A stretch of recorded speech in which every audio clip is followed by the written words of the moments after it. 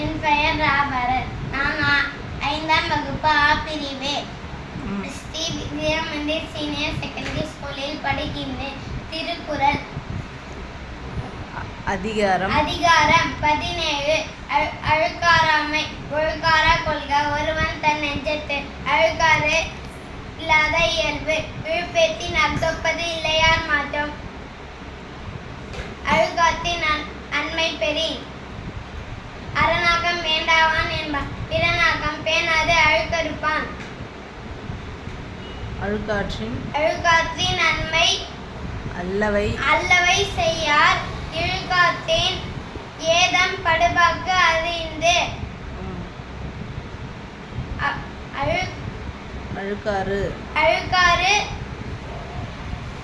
அழுக்காறு உடையாருக்கு அது சாலும் ஒன்னார் வழுக்கியும் கேடு என்பது. உடுப்பது அழுக்கறுப்பான் சுற்றம். உடுப்பதும் உண்பதும் இன்றி கெடும். அவ்வித்து அழுக்காறு உடையானை செய்யவல்தவையை காட்டிவிடும். அழுக்காறு என ஒரு பாவி திருச்சித்து தீயு உய்த்துவிடும். அவ்விய நெஞ்சத்தான் ஆக்கமும் செவ்வியான் கேடும் நினைக்கப்படும். அழுக்கற்று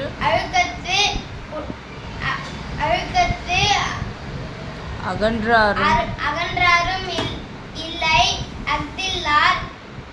பெருக்கத்தில் தீர்ந்தாரும் இல். அதிகாரம் 18. வெஃகாமை. நடுவின்றி நற்பொருள் வெஃகின் குடிபொன்றி குற்றமும் அங்கே தரும். படுபயன் வெஃகி பொய்ப்படுவர் செய்யார் புலமென்று. நடுவன்மை நாணுபவர். சிற்றின்பம் வெஃகி அறனல்ல செய்யாரே. மற்றின்பம் வேண்டுபவர். இளமென்று வெகுதல் செய்யார்.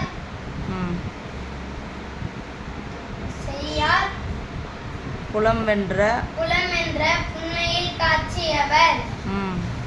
அக்கி அகன்ற அறிவை நாம் யார் மட்டும் வெக்கி வெறிய செய்யின்.